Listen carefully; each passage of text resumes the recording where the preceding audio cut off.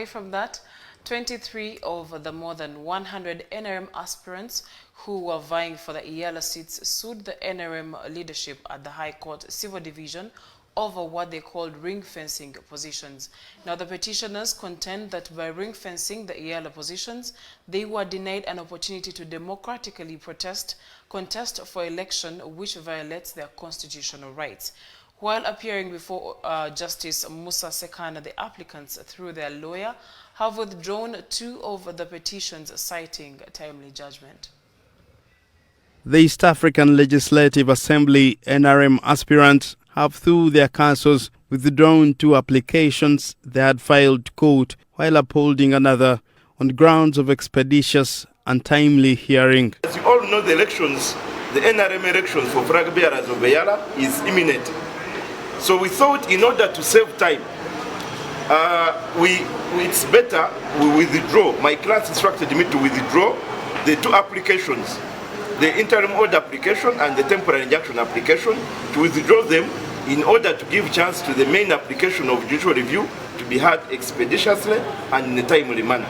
The 23 applicants of the more than 100 aspirants, through the Elgon and company advocates, sued the ruling National Resistance Movement over its decision to uphold the current legislators, a decision their council has described as irrational and unreasonable. To challenge a decision of the Central Executive Committee of the NRM to ring-fence the positions of flag bearers for Member of Parliament, East Africa Legislative Assembly, EALA, and to ring-fence in favor of the incumbents, who are only 6. All our clients were intending applicants who had written expressing interest to contest for those positions, but they were knocked out and denied an opportunity to contest by the Central Executive Committee of the NRM.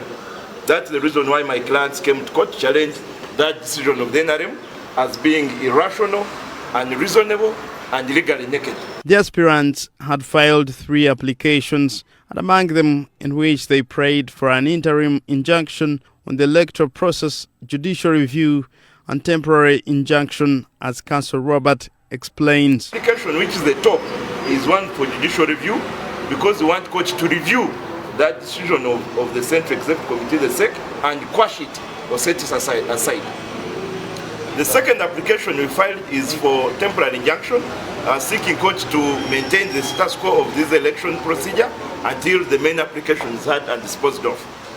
The third application was for interim order, seeking to maintain the status quo until the temporary injunction application is heard. However, the team has requested the court to withdraw the interim order application and temporary injunction, which the court granted, and upheld the judicial review application, whose hearing is expected early next week on Monday, 25th July. So, as we speak, the 2 applications for interim order and temporary injunction stand withdrawn.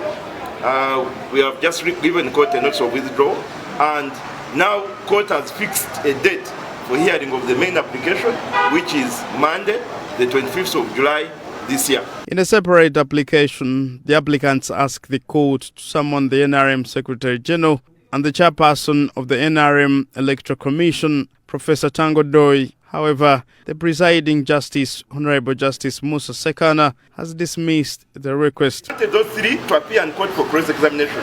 Dr. Tango Doi, Director Legal, being Oscar Chika, and the Secretary General of the party, Richard Todong, wanted them to appear in court for cross-examination in this matter. But court declined our application and said that we proceed with the affidavits as they are on record. And that's what we are going for.